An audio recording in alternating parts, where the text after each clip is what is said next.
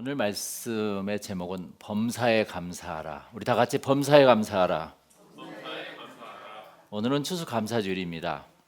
우리들에게 은혜와 구원을 주신 주님께 감사를 드립니다. 추수감사절의 기원은 청교도들이 1620년에 신앙의 자유를 찾고자 메이플라워를 타고 신대륙을 향해서 출발했습니다. 거기서 시작되었던 거죠. 그런데 102명이 승선했는데 그 중에서 전염병으로 44명이 목숨을 잃게 됩니다. 나머지 사람들이 도착해서 첫 농사를 졌는데 그 씨앗이 풍토에 맞지도 않고 기후도 맞지도 않고 해서 실패를 거둡니다. 절망적인 실패예요. 아무것도 나지 않습니다. 그때 원주민들의 도움으로써 옥수수, 호박, 감자 여러 가지 식량들을 핵곡식을 추수하여서 하나님께 감사 예배를 드린 것이 추수감사절의 유래가 되었던 것입니다. 참 이 주보 사진에 보듯이 그들이 풍성해서 감사를 드린 것이 아니었었어요. 절망 속에서 드린 것이 첫 번째 추수감사절이었습니다. 이 세상 모든 것은 감사함으로 풍요로워진 것을 주님께서 가르쳐 주신 것입니다. 할렐루야. 힘듦과 부족함 중에서도 먼저 감사하면 하나님이 채워주신다는 것입니다. 근데 우리들의 생각은 그러잖아요. 다 이게 채워주면 주님께 감사드리는데 이게 무슨 말이야. 그래서 나의 생각의 감사와 성경에 나온 감사는 너무 달라요. 동과 서처럼 방향이 다릅니다. 이게 추수감사로 시작된 미국은 400년 동안 하나님께서 풍족하게 부어줘서 세계 최강 국가로 채워주십니다. 할렐루야.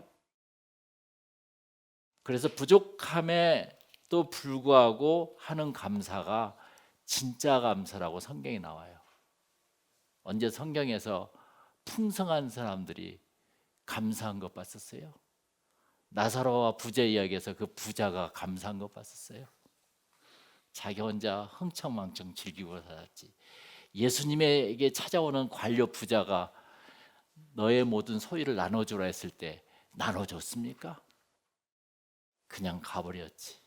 할렐루야. 이게 다.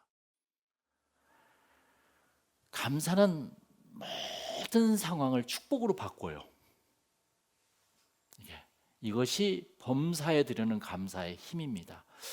오늘 본문에 욥이 나와요. 이 욥은 하나님께서 인정하신 동방의 의인이라고 나옵니다. 그래서 1절에 한번 읽어볼까요? 욥기서 주보를 한번 봅시다. 우리 다 같이 시작. 우스 땅에 욥이라 불리는 사람이 있었는데 그 사람은 온전하고 정직하여 하나님을 경외하며 악에서 떠난 자더라 그랬습니다. 참 그 사람은 순전하다고 그랬어요. 정직하다고 표현했습니다. 그게 하나님이 욥을 사탄에게도 자랑하잖아요. 1절에 쭉 보면은 그는 하나님을 경외하면서 악을 가까이하지 않는 자였다는 것을 하나님도 널리 알고 있었습니다. 그래서 하나님께서는 의로운 욥을 재물과 자녀로 축복을 하셨었어요. 얼마나 축복했는가 볼까요? 2절에 보면 그에게 아들 7과 딸 3이 태어났다고 했습니다. 10명의 자녀를 축복을 주셨어요. 그리고 3절에 그의 소유물은 양이 7,000마리요 낙타가 3,000마리요 소가 500겨리 그리고 암나귀가 500마리요 종도 무지 많이 있었으니 이 사람은 동방 사람 중에서 가장 거부였더라. 훌륭하였더라. 할렐루야.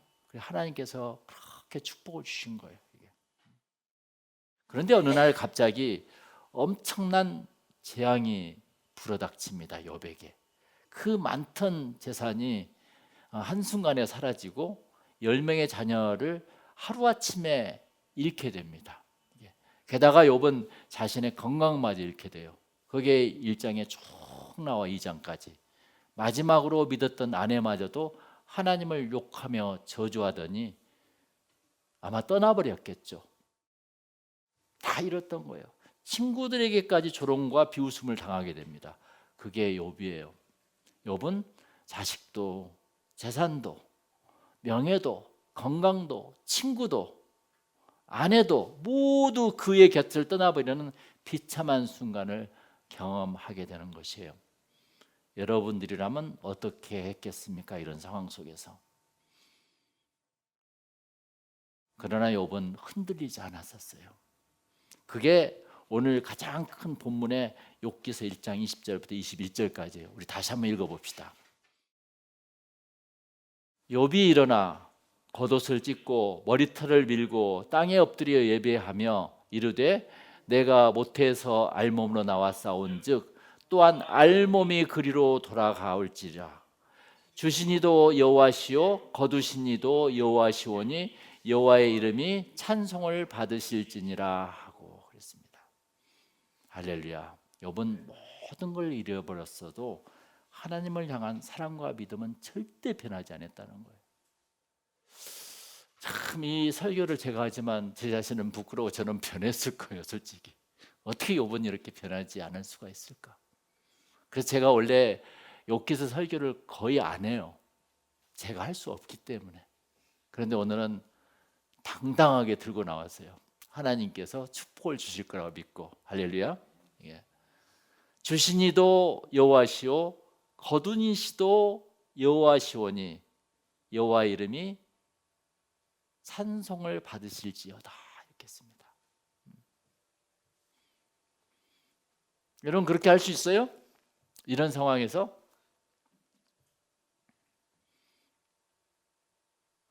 사실 이 사건은 사탄들의 해코지에서 시작됐던 것입니다.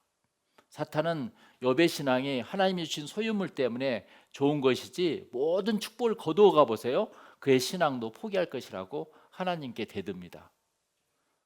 그러면서 욥기서 1장 9절에 이런 말씀이 있어요. 욥이 어찌 까닭 없이 하나님을 경외하리까 그래요. 다 같이 한번 따라서 해볼까요? 욥이 어찌 까닭 없이 하나님을 경외하오리까. 이게 다 우리들의 생각이에요. 뭘 좀 줘야지 하나님을 내가 경외하지, 솔직히.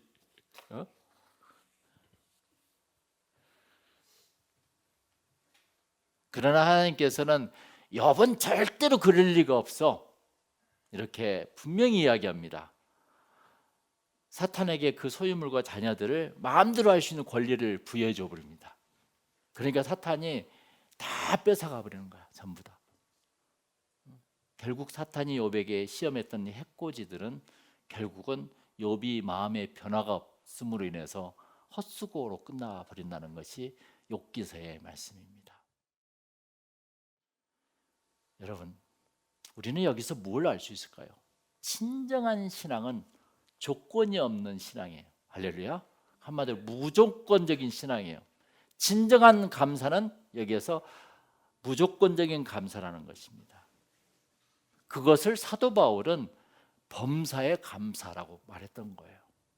무조건 감사라는 것은 어떤 상황, in all circumstances, 어떤 상황에서 땡큐 하라는 거죠.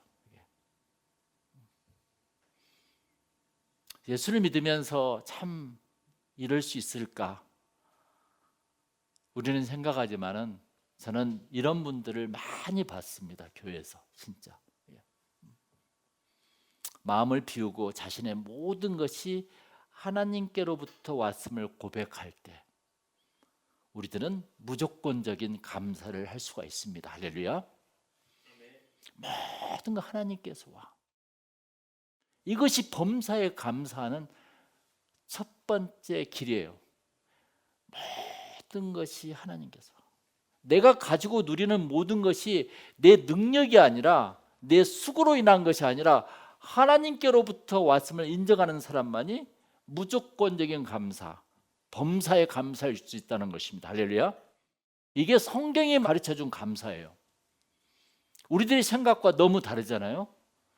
우리는 수없이 교회를 다니고 성경을 읽어도 내 생각은 변하지 않잖아. 솔직히 뭘 좀 주면 감사하겠다. 그러나 하나님께서는 분명히 이야기합니다. 감사하면 축복이 내린다는 것이죠. 여러분, 어린 자식이 백혈병으로 죽어가는 모습을 지켜보는 부모는 과연 감사할 수 있을까요? 평생 가정을 위해 헌신하던 아내가 암으로 고통을 당할 때 남편의 입에서 감사란 말이 나올 수 있을까요? 생각해 보세요. 이력서를 수백 통을 써도 면접도 제대로 보지 못하고 계속 떨어지는 젊은이의 입에서 감사란 말이 나올 수 있을까요?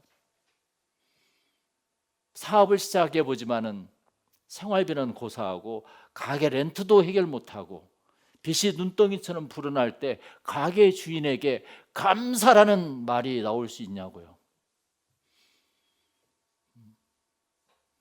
그러나 욥처럼 하나님을 전적으로 의지한 사람이라면 이 무조건적인 감사가 나오고 사도 바울의 범사에 감사라는 말이 믿어질 것입니다. 할렐루야. 우리 한번 그렇게 믿어보자고요. 언젠가 전쟁터에서 아들을 잃은 부부가 아픔을 딛고 교회 출석해서 하나님께 거액의 감사한금을 드렸던 걸 저는 볼 수가 있었습니다. 헌금 봉투에 이렇게 쓰였었어요. 좋은 아들을 20년간 우리 곁에 두심을 감사드립니다. 그리고 아들의 영혼을 받아주심을 감사드립니다. 이렇게 헌금 봉투에 쫙 쓰여 있었어요. 이게 바로 범사에 감사하는 것입니다. 이게. 하나님은 우리를 시험하고 계세요. 사실 그 감사가 내 모든 앞으로 자손들에게 풍요의 조건이 될 수 있다는 것입니다. 할렐루야. 아빠 엄마의 올바른 신앙관, 그 세계관, 가치관이 자녀들에게 엄청 영향을 주고 있다는 것을 우리는 알아야 합니다. 욥처럼 이런 여건에도 주신이도 여호와시오. 따라서 해요. 주신이도 여호와시오. 거두신이도 여호와시오니 여호와의 이름이 찬송을 받으실지니라. 모든 것이 하나님으로부터 옴을 깨달은 사람은 이런 무조건적인 감사를 드릴 수 있는 거예요. 할렐루야. 그런데 내가 벌어서 내 능력으로 내가 했지 않은 사람들은 절대 감사를 못 드려요. 내가 헌금한 날 하는 것도 하나님께서 오셨다는 것을 내가 믿기 때문에 내가 헌금을 할 수 있는 것이에요. 이게 아깝지 않는 것이라고 자체가. 이러한 무조건적인 감사를 드릴 수 있다는 것은 엄청난 인간의 가치관입니다. 이것이 범사에 드리는 감사예요. 거기 보세요. 21절에 내가 모태에서 알몸으로 나왔은즉 또한 알몸이 그리로 돌아가올지니라. 할렐루야. 이게 바로 제로 포인트 인생을 깨닫는 순간 감사 인생이 시작되는 것입니다. 우리들도 언젠가 무로 돌아가요. 우리 법정 스님이 이야기했던 무소유라는 책을 제가 참 이것도 벌써 한 30년 산 지가. 무소유라는 책에서 보면은 우리는 필요에 의해서 물건을 갖지만 때로는 그 물건 때문에 마음이 쓰이게 된다. 따라서 무엇인가를 갖는다는 것은 다른 한편 무엇인가에 얽매이는 것, 그러므로 많이 갖고 있다는 것은 그만큼 많이 얽혀 있다는 뜻이다. 그만큼 많은 스트레스와 고난과 어려움이 있다는 뜻이라는 것입니다. 할렐루야. 우리가 이 세상에서 소유할 수 있는 것은 하나도 없어요. 모두가 잠깐 빌려 쓰고 갈 뿐이에요. 늦은 밤 잠자리에 들 때 생명을 주님께 반납하면 있잖아요. 아침에 생명을 다시 되돌려 받는 기쁨과 감사로 시작되는 것입니다. 할렐루야. 우리가 감사하지 못하는 것은 욕심 때문이에요. 욕심. 세상의 것으로 채울 수 없는 인간의 욕심, 욕심은 불행의 늪에 빠지게 하는 것입니다. 그래서 욕심과 감사는 공존할 수가 없어요. 절대. 물과 기름이에요. 이게. 그래서 감사의 반대말은 뭐 당연한 것이라고 누가 하겠지만 저는 욕심이라고 이야기해요. 욕심은 사탄 것이고 감사는 하나님의 것이에요. 하나님의 은혜를 한순간에 불평으로 바꾸어 놓는 것이 욕심이라니까요. 어떤 한 200년 전이죠. 어떤 하녀가 있었어요. 나에게는 5파운드만 있으면 정말 행복할 텐데. 중얼중얼 부엌에서 일하면서 이야기했어요. 그러자 그것을 그 집을 방문했던 귀공자 손님이 엿듣게 되었었어요. 그래서 5파운드를 다 갈 때 주었더니 하녀가 너무 감격해서 그의 친절에 감사하게 되었다는 것입니다. 거기까지만 했으면 얼마나 좋아요. 그런데 인간에게 욕심이 생긴 거라. 그래서 그 부엌을 나오면서 그 손님은 하녀가 중얼거리는 소리를 또 엿듣게 되었었어요. 그때 그 하녀는 뭐라고 하는지 아세요? 난 참 바보야. 왜 10파운드라고 말하지 못했을까? 이처럼 욕심은 자신을 불행의 늪에 빠지게 만들어요. 그 순간 5파운드의 그런 감사가 사라져 버린 거라. 욕심을 부르면 감사가 없어져요. 감사는 무에서 시작하는 거라. 내가 있는 현재 나의 소유와 나의 모든 것이 아니라 아예 무에서, 아무것도 없는 무에서 출발하면 감사하지 못할 것이 없어요. 옷 한 벌 입는 거, 밥 한 끼 먹은 거, 숨 쉬는 공기, 따스한 햇빛, 아름다운 자연, 이 모두가 알고 보면 당연한 것이 아니라 뭐예요? 감사한 것입니다. 할렐루야.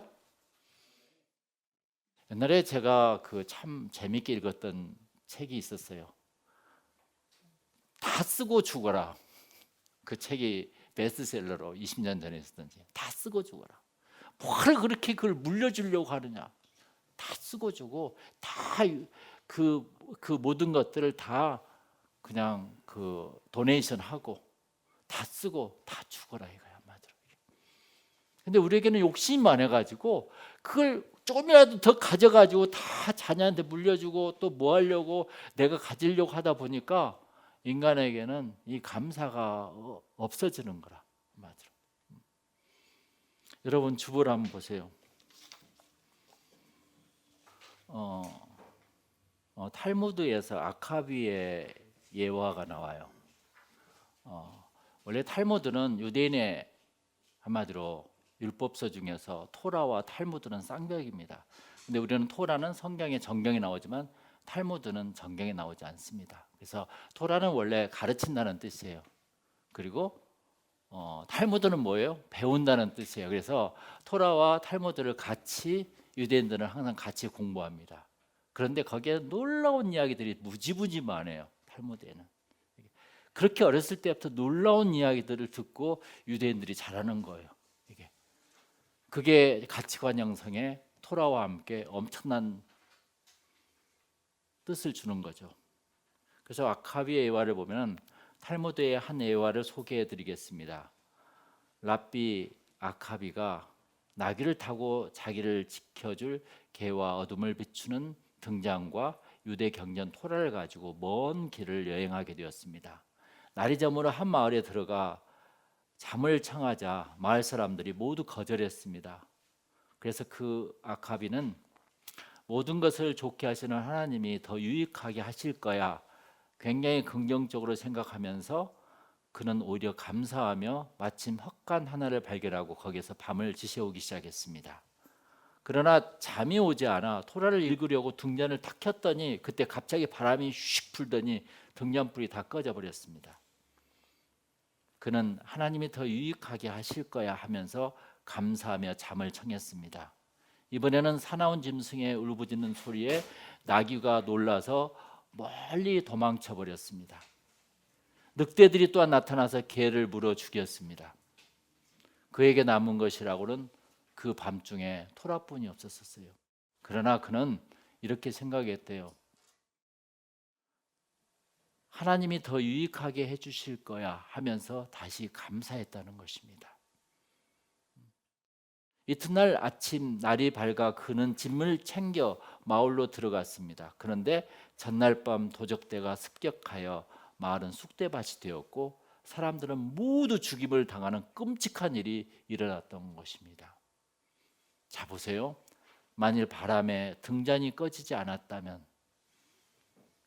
그리고 나귀가 도망가지 않았다면, 개가 늑대들에게 물려 죽지 않았다면, 그 나귀 소리와 개들의 울부짖는 소리 때문에 그 아카비도 죽었을 것이다 이거죠. 그는 과연 살아남을 수 있었을까요? 항상 어떤 상황에도 감사하는 아카비를 하나님께서 지켜주신 것이다. 우리들은 내일 일을 알지 못하고 인생길을 살아갑니다. 솔직히 지금 우리들에게 일어나고 있는 일도 온전히 이해하지 못합니다. 오랜 시간이 지나고 나서야 왜 그때 그 일이 일어났는지를 깨닫게 되는 것이죠. 그리고 그제서야 감사하게 됩니다. 할렐루야. 이런 그 참 예화들이 수천 편, 수만 편이 거기에 들어 있어요. 그걸 유대인들은 다 읽고 거기서 많은 지혜를 얻는다는 거예요. 그들은 지혜예요. 지혜로워요, 상당히. 여러분, 범사에 감사하는 모든 것이 하나님께 왔음을 인정하는 겸손한 마음입니다. 할렐루야. 여러분, 그걸 믿습니까? 21절 우리 다 같이 한번 저 따라서 읽고 말씀을 끝내겠습니다. 내가 모태에서 알몸으로 나와 싸운즉 또한 알몸이 그리로 돌아갈지라. 주신 이도 여호와시요 거두신 이도 여호와시요 여호와의 이름이 찬송을 받으실지니라. 아멘. 할렐루야. 우리 다 같이 기도하겠습니다.